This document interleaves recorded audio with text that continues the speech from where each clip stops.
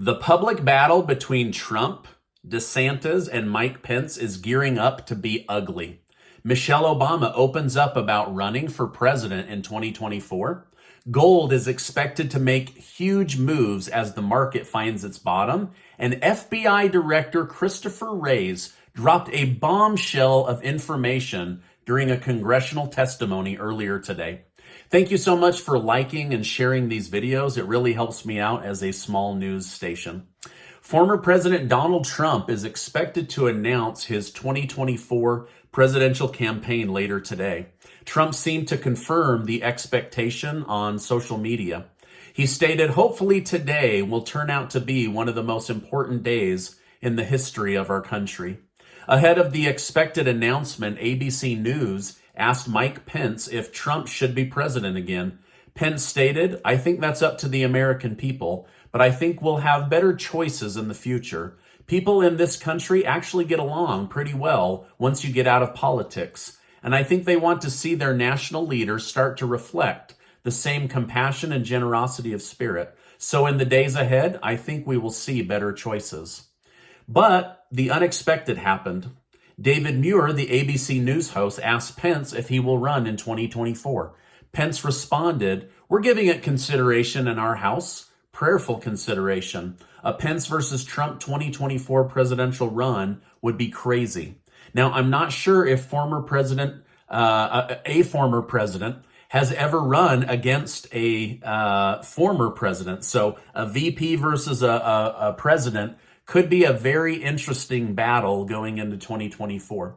Can you imagine Donald Trump, Mike Pence, and Ron DeSantis duking it out with words on stage? It's going to be crazy if it actually happens. Now, despite the opposition from DeSantis and now Pence, Trump still seems to have other hurdles to jump if he wants to become president again. He is currently still dealing with multiple legal battles that threaten his run. Trump recently decided to skip a deposition from the January 6th committee, something that landed other people in jail. However, he filed a counter lawsuit showing that as president, he doesn't have to show up and respond because of certain authority protections that he and his lawyers believe they have. So he'll have to decide whether to move forward and be deposed or if his lawsuit will get any kind of traction. The crypto exchange FTX was sent spiraling downward after its head, Sam Bankman-Fried, invested his customers' money into other companies and other assets. This led to a massive bankruptcy and made Sam's net worth drop by $20 billion. Elon Musk dodged a bullet because Sam Bankman-Fried had offered to be one of the investors in taking Twitter private. In fact, he offered Elon Musk $5 billion, but Musk said no thanks. Musk explained why he turned Sam away. He said, he set off my BS detector, and apparently it was accurate. Now, Sam fooled many wealthy people and like celebrities, sports people, but Musk was able to dodge that bullet. Now, Musk, had he accepted that money, Twitter would have likely imploded, and Twitter's already having its own bag of issues as he takes over the company. It's also come out that this CEO of FTX, Bankman-Fried, gave $50 million to Democrat leaders right before the election to help get them elected. He was the second biggest donor, and he was pretty quiet about it, but this is all coming out in the bankruptcy court proceedings. But so far, not one Democrat leader has acknowledged that or offered to give back the money. But it is likely that this money will be clawed back in the bankruptcy court proceedings. Now, the collapse of Sam's crypto empire has sent ripples throughout the crypto market, even causing the big dog Bitcoin to drop in value. However, I don't believe it will affect Bitcoin or Ethereum in the long run, and they are starting to rise again. Hopefully, they'll rebound quickly. Other than the blockchain technology, there isn't a lot backing most of the smaller crypto coins. It's not likely that they're going to be backed by gold or any kind of real business model. But let me tell you about a group that is backed by a great business model and also 32 million ounces of gold. Gold Mining Inc. is a stock that I've told you about before. In fact, earlier this month, I had Amir Adnani on to talk about uranium and gold on my channel. Amir sits on the board of Gold Mining Inc. and shared some incredible advancements that the company has gone through that I want to share with you. Gold Mining Inc. Has a ticker symbol of GLDG and is available on all trading platforms, including Robinhood. And they've now become a New York Stock Exchange company. That's a big deal. This group is also sitting on 32 million ounces of gold. Can you imagine 32 million ounces of anything, let alone the most successful storage of wealth in world history, gold? And right now, Gold Mining Inc. is trading at 88 cents a share as of the filming of this video. But analysts believe it's worth $6.25 a share. That means that this stock is undervalued. Now, I'm not going to share anything private with you or any kind of insider information. Everything I'm telling you is public. But without Amir bringing this to my attention, I hadn't noticed all of the incredible improvements that have happened to Gold Mining Inc. And so I want to thank them for partnering with me on this video to bring that information to you. I also want to point out that besides having incredible leadership running the company, they're sitting on $80 million in cash and equity in other successful companies, thanks to partnerships. Also 32 million ounces of gold, and they're an undervalued stock, according to analysts on Wall Street. So all of this is like making the perfect storm for this to be a stock that you should definitely research and look into. And this is as zero hedge financial analysts are saying that as the dollar weakens and we head into a recession, gold could rebound as much as 20 to 30% in the next 12 to 18 months. So Gold Mining Inc. is definitely positioning themselves to do very, very well for their shareholders. So thank you, Gold Mining Inc., for bringing this information to my attention and also for partnering on this video. Again, you can check out Gold Mining Inc., ticker symbol GLDG, to learn more and do your own research. I'll also leave a link to their website down below. Now, big changes are coming to Washington, D.C., so let me go through those with you.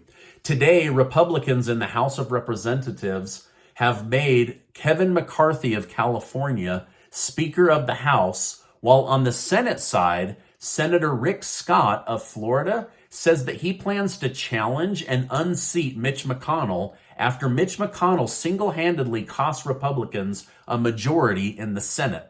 So now many people are saying Trump is not to blame for this loss. It's actually Mitch McConnell. And I didn't know any of this because I don't follow this stuff as closely. But apparently Mitch McConnell quietly started pulling money from all of the people that Trump had put forward running for Senate and House seats. And so now Rick Scott is saying, hey, because of being greedy for power, you've actually cost our party a majority, and so his plan is to unseat him.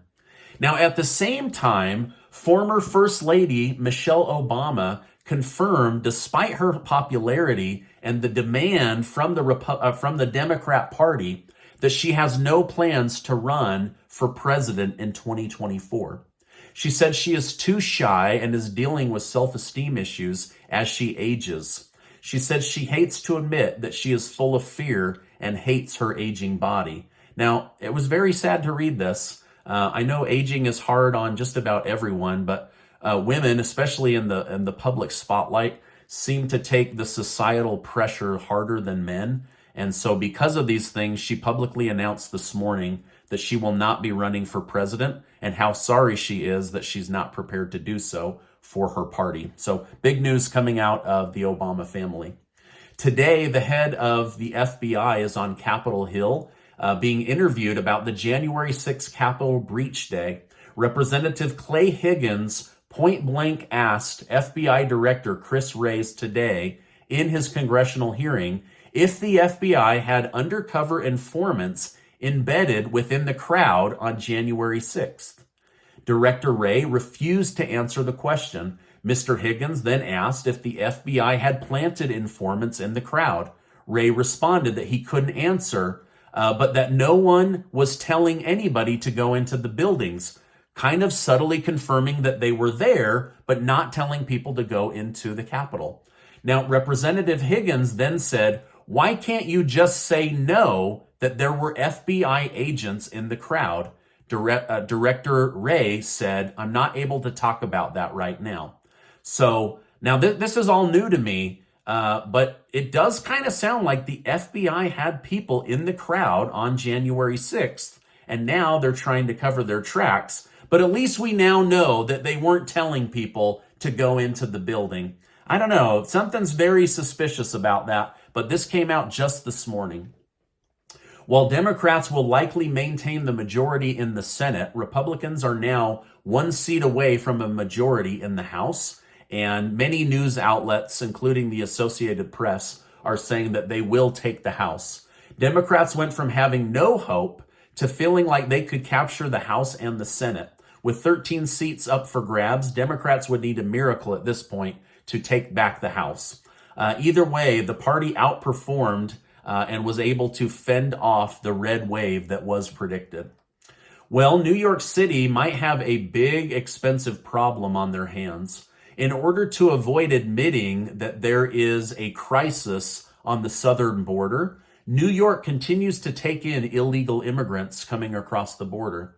However, the city says it will cost $600 million a year to New York taxpayers to house and feed these new arrivers.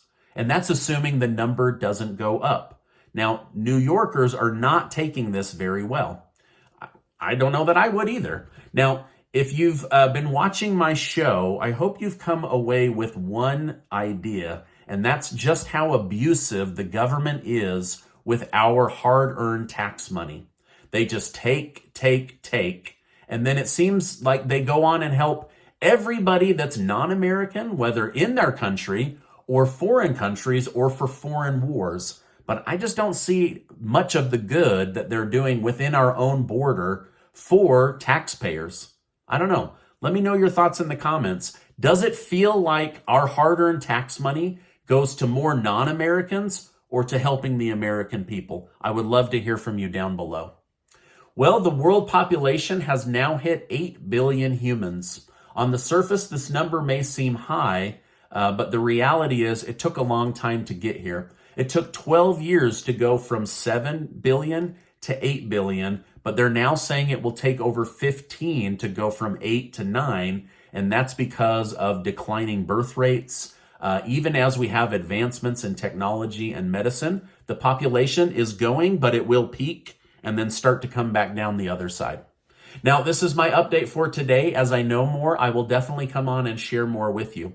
Make sure to take 20 seconds to get your name entered to be one of the winners of the $15,000 in cash that Casey and I are giving away thanks to video sponsors. Also, check out Gold Mining Inc. They're about ready to make some big moves, it seems, and I want to thank them again for partnering on this video. Now, before you go, I want to remind you that you are amazing. I appreciate you being in my community, and I'm going to ask you to go check out this video. Make sure you're subscribed to the channel, and I will see you on the next video.